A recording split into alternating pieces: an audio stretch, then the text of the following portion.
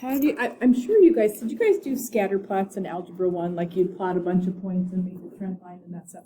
Okay, so that's kind of what we're going to talk about today, but we're going to add into the mix quadratic models and exponential models as well. So a scatter plot, just in general, it's really just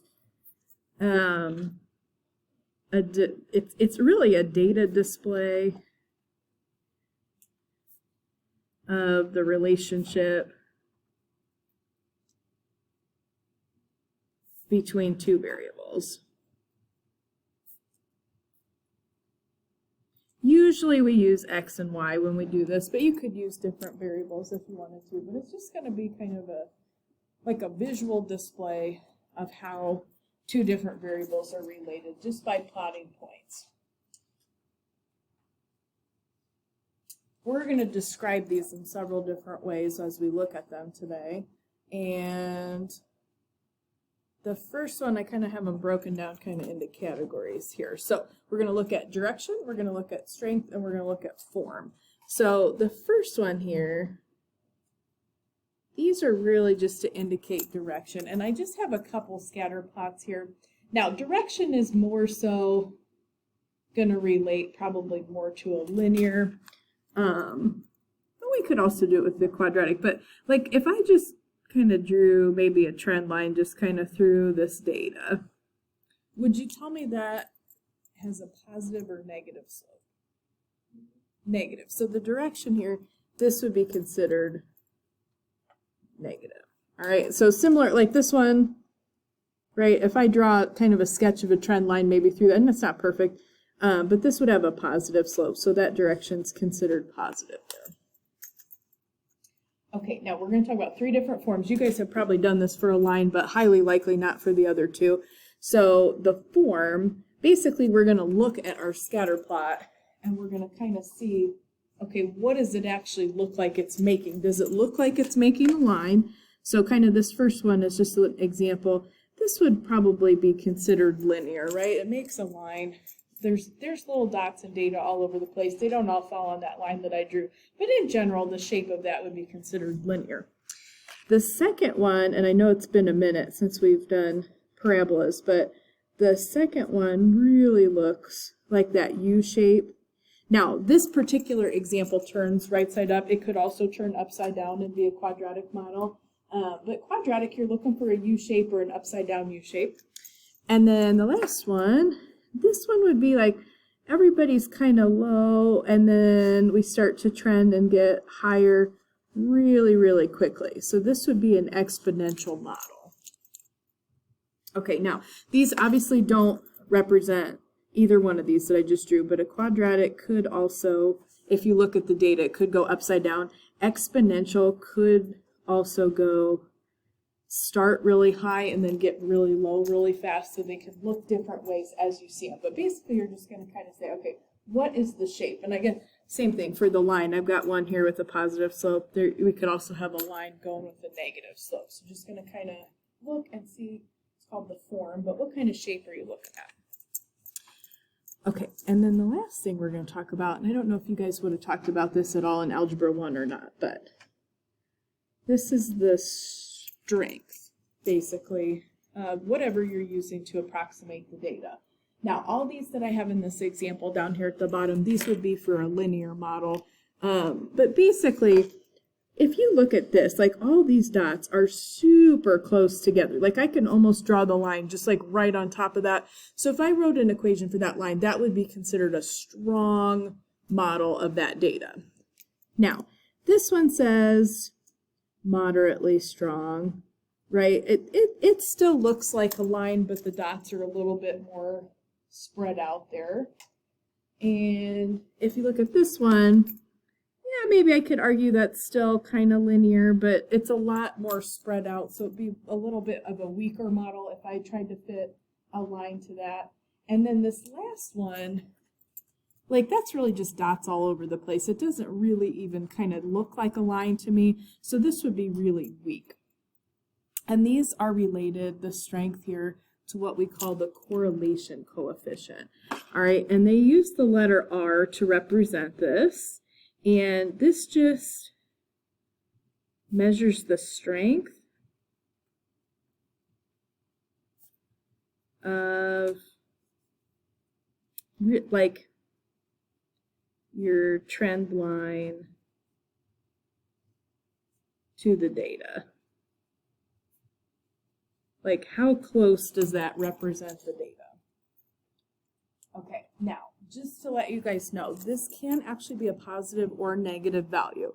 If your R value is 1, that means that you have a literal perfect match to your data. Like, if your R value is 1, you are perfectly matched to the data. It's an exact equation.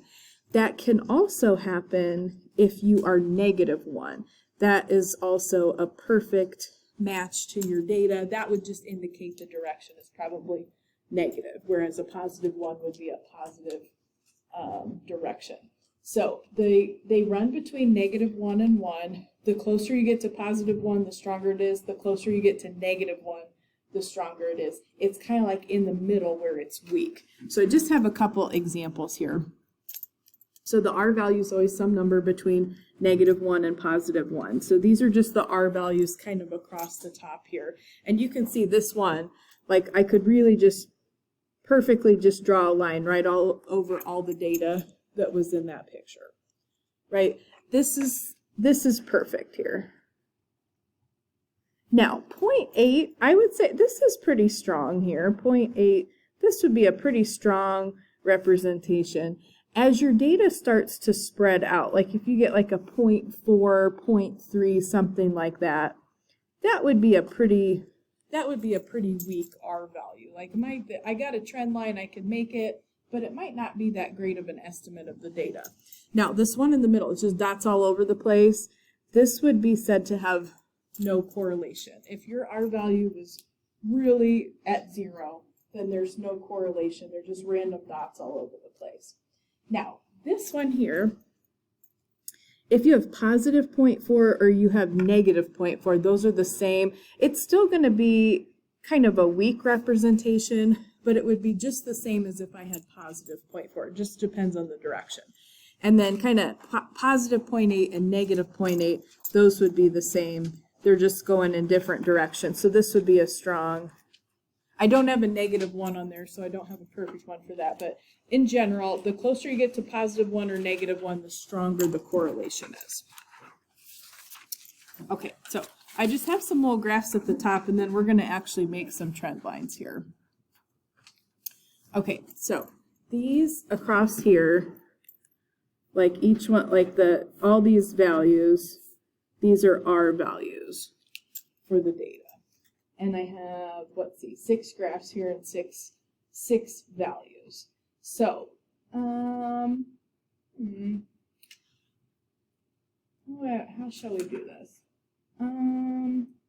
Okay, let's look at A, right? This kind of, wouldn't you guys say this kind of goes in a negative direction, but it's pretty loose. Which one of those R values do you think matches with graph A? If you had to pick one up there across the top. We have to match these. Which one do you think would match A graph? -0.92 would be really close to -1. So the points would probably be a little bit tighter together if it was the -0.92. Anybody thinking a different one? Yes, good. This one, I would say this is a better, of the ones we have to choose from, that's a better estimate. Okay, which one do you think B is? 0. This is just all over the place. There's no real line, and I don't want to know why I wrote 0 there, but B, that graph, there's no correlation there. It's just all over the place. Which one? Now this would be like a slope. I mean, it's still going up from left to right, but it's going to be positive. It would be like a 1/2 or a 1/3 or something like that. Which one of those R values do you think C would be best fit with? The 0.88. It's got to be positive, so this is going to be C would be the R value there. Okay, what do you guys think about D? Which one would you match D with? They're pretty spread out.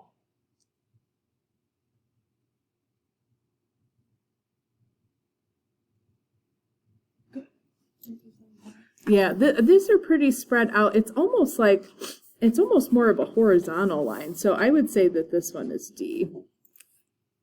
Which one would you say of what we have left? Which one do you think goes with E? I would say the 0.8. It's kind of loose, but it's got a positive, and it's a little bit looser than this one, which we said was the 0.88. So just a little bit looser on the points here. So this one's going to be E. And then that last one, those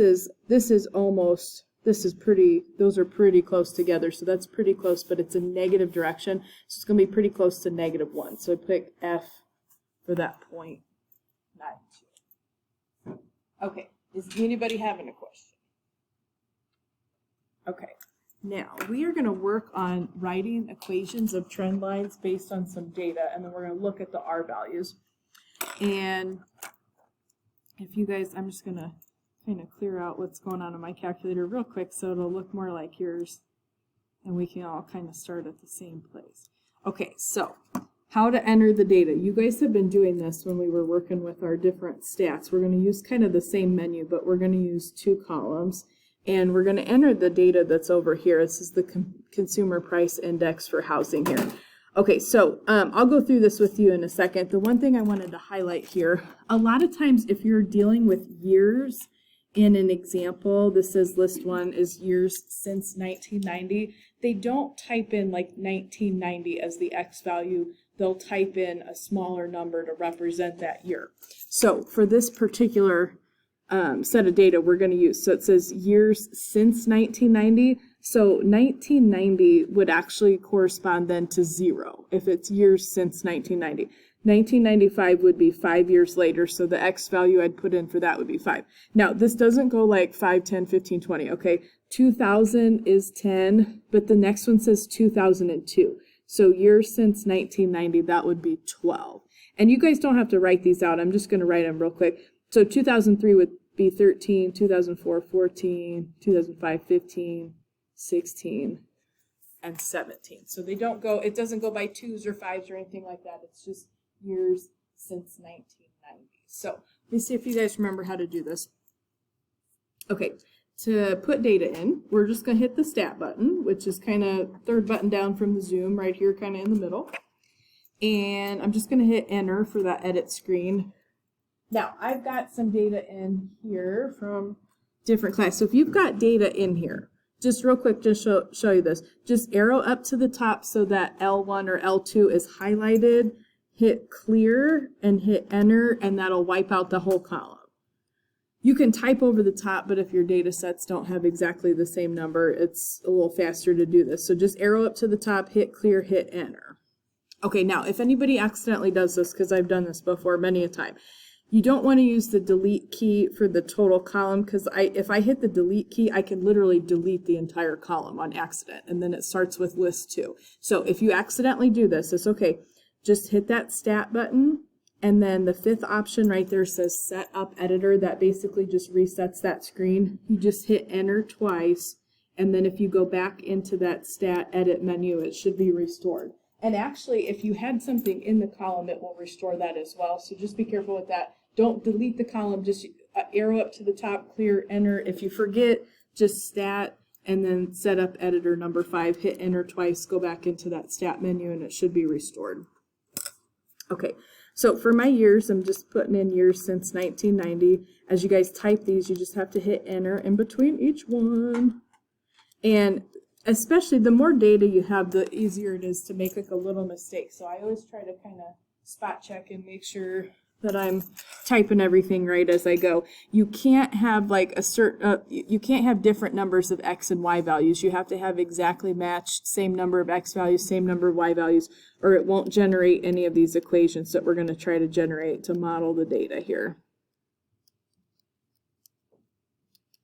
So I'm just typing these guys in, and I'm just going to put the consumer price index in list 2. Typically list 1 is your X values and list 2 is your Y values.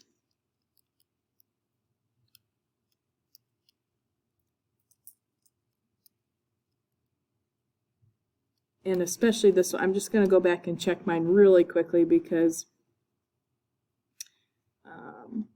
especially with the, like, make sure I didn't forget any decimal places or anything like that, because that can mess up your equation. Okay. Is anybody having trouble with typing the data in or anything? Okay. Now, I'm not going to exactly follow the directions that are on this paper because there's a little faster way to do this, but if you would just do me one, or we're going to do two quick things. If you hit your y equals button, do you guys see across the top it should say plot 1, plot 2, plot 3, and you might have something else there too, but the plot is going to plot those two lists of data that we put in, the x values and the y values. Just if you would arrow up to the top so that plot 1 kind of has a black flashing, just hit enter, and if you arrow away from that, that should be highlighted in black. That just means I turned the plot on, so that way we'll be able to look at our data on the calculator. Okay, and I'm going to have you do one more thing with me real quick. Some of your calculators might already have this, some might not, so just in case. I'm going to have you hit, not all the calculators display the R button, or the R value, the correlation, but you can turn it on. So I'm just going to show you that real quick. Just hit second, and then the 0 key, and that's going to take you to the catalog. Okay, I want to go down to the letter D for diagnostic is what I'm going to look for here. So to do that, if you just hit the button that says x to the -1, the alpha key on that will be D. So I'm just going to hit that real quick, and that'll take me down to the D's in this catalog. And if there was a faster way to get you here, I would do it. But I'm just going to literally scroll down. You're looking for diagnostic on. All right, so diagnostic on. And we're really just going to hit enter twice to get this turned on. So just enter twice there. You're not going to see anything happen, but we're going to need this or it won't have the R value. So I'm just going to do that one more time. You hit second 0. That takes you to the catalog. I'm going to hit the x to the -1 button, which has an alpha key of D, the letter D, and just arrow down diagnostic on. Just hit enter twice, and it should turn that on. That turns on the R value, just in case your calculator wasn't going to display that. And I'll show you when we get into that screen. Okay, now, let me have you guys actually look at the data, and we'll decide, do we think this is a line? Do we think it's a parabola? Do we think it's exponential? If you hit your graph button, and it might be like mine, all right, and I don't see anything. I'm like, okay, whatever. What you want to do here, hit in the very middle, zoom, and we put some stats in there, right? So I think on most calculators it's number 9, but you can just type the number 9 or arrow down to it. Just hit zoom stat, and then that should give you a picture of the data that we just put in there. All right, and if you're not seeing this, I'll come look at your calculator real quick. If you're not seeing it, just let me know.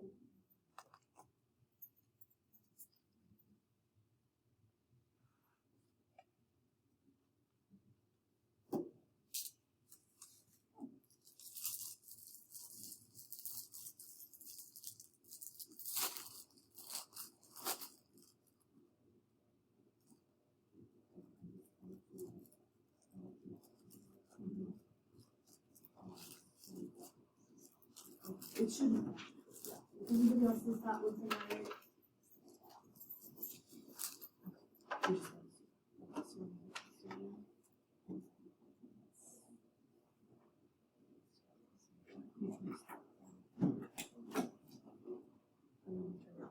I just hit the arrow to the top, hit enter, so that's fine. So it was. All right, is anybody else that's not looking right? Okay, now, what would you guys say? Do you think this looks more like a line, like a parabola, like an exponential? What would you guess here? And right, it kind of looks more like a line to me. Okay, so I'm going to show you how to find the equation of the line. Okay, we're going to go to that stat button, and we're just going to arrow over here to the menu that says calc. Okay, now the one for the line is going to say LIN for linear regression, so it's number 4 here. Okay, now I am going to hit enter here. Now, depends on your calculator. If you have an 83, this should just default to do this, but I might have to look at it if it doesn't. It should say L1 for list 1 for your X's and L2 for your Y values as your Y list. Now, if it doesn't say that, if it doesn't say list 1, list 2, all you got to do on that menu, the lists are like the 1, 2, 3, 4, 5 buttons down here. So if yours doesn't say list 1, list 2, just hit second and then the number 1, and you can change that to be list 1, second, the number 2, you can change that to be list 2. So that should say list 1, list 2. That's just saying I want these to be the X values, I want these to be the Y values. Okay, anybody's not, yours is not going to say that, so you don't worry about it. Yours will just default to do that. Okay, now if you have an 83, just ignore me for a second. Okay, what you're going to go to here, I'm going to get an equation when I do this, and I want to have the calculator put it in my y equals so I can see how well this does with the data. Okay, this is super weird. So I'm going to write this out. You are going to hit a button, it says vars. It's right under like the down arrow key. It says VARS, okay? You're going to be on the menu that says store regression equation. Just hit vars. And then you are going to arrow over to the menu. There's no faster way for me to get you this, or I would tell it to you. So y vars, and then it's going to say one function. Just right there, just hit enter. And then this will say y1. Now you can change this if you want to look at different equations at the same time, but I'm just going to go ahead and put the y1, just go ahead and put enter right here. And then that should take you back to that screen, and it'll put y1 in store regression equation. And I'll show you this in 1 second. Okay, now I'm just going to hit enter until it shows up. This will give you, and it's written like ax plus b instead of mx plus b. So the a is your slope, the b is your y-intercept, and you see there's an r squared. We're not going to use that. We're going to use the r value, the correlation coefficient there. Now it's 0.995, so that means it's really close to 1. So this is a really, really good representation of our data here. All right, so I'm just going to jot this down real quick. I'm just going to write like 3 decimal places. So it'd be like, I don't know, 4.694x because it's linear, and then plus our y-intercept is 125.656, let's say. So there's my regression equation right there. Okay, now I'm going to quit this for just 1 second. If you have an, and you guys can write that down, if you have an 83, oh my goodness, sorry guys, I don't know how well you can see this. Let me see if I can turn this on. Okay, if you have an 83, it's very similar. You're just going to hit that stat and then arrow over to calc. The screen here though, I'm going to go down to linear regression number 4. Okay, don't just hit enter 1 time. If you want to store your regression equation, okay, if you have an 83, you got to do it a little bit differently. Before you hit enter, right here, what you're going to do is you're going to do second, and then you're going to hit the number 1 key. That'll give you list 1. If you have an 84, just ignore what I'm doing right now. Then you're going to hit a comma, and I'll do this in a second. Then you're going to hit second, the number 2, and then the comma. And then you are going to do what I have written right here, this vars, y vars thing. So I'm going to go through that with you real quick. So just, you should have, it'll say lin reg for linear regression. I'm trying to see if I can get my calculator so you can see it. Just hit second, the number 1, which will be list 1. The comma key is right above the 7. You hit second, list 2 is the 2 key. Hit the comma again, and then it's the same thing that the people with the 84 did. You do vars, y vars, function, we want to put it in y1, hit enter, and then hit enter. It'll run it for you, but it'll also store, now my data is different. I have a totally different data set than this question, but it'll store the regression equation for you. Okay, so if you guys want to look at this, I'm going to go back to mine real quick. Now, if you want to go ahead and hit your graph, actually do one thing for me, hit your y equals real quick. You should see that equation that we just had on the screen. The calculator went ahead and put it into the y equals for us. So then if I hit my graph, you can see how well that actually estimates your data. How well does that trend line go through there? And that's what we can see there. It's pretty good. I mean, some of them are a little bit off, but it's a pretty good representation. And we saw that, if you want to run it again, I'm just going to go stat, calc, linear regression, because I didn't write down my R value there. That R value at the bottom, that shows you the strength of that trend line. So for this question, I'm not even on the screen. I'm just going to go three decimal places, maybe 4. You have 0.99, like 54. That is a really strong correlation. The closer that is to 1 or -1, the stronger the model is. Okay, is anybody having a question? Okay, we're going to try some actual problems here real quick. So I'm going to come on the back page here, and we're just going to do, I just have 3 different data sets, so you guys can compare them. Okay, so if you just want to go back into the stat menu, I'm going to go ahead and edit, so just hit enter, and I'm just going to arrow up to the top, hit clear, hit enter, and wipe out both of these columns. And this is not tied to a situation or anything, this is just some data so you guys can see. So I'm just going to type the X values. You don't have to manipulate them in any way, we're just going to type them right as they appear here. And then I want to type my Y values in list 2. And you don't need to use the commas or anything for the number. Like I've got a 21,834. Don't use the comma key, just type the digits in there. And again, I always, before I do this, I just kind of spot check and look and make sure I didn't make a mistake, because there's so many data values, it's easy to make a tiny mistake here. And we have all the information from our previous question in the calculator, so I'm just going to do 2 things real quick. First thing I'm going to do, I'm going to hit y equals, and I'm just going to clear out that regression equation because I don't want to look at that anymore.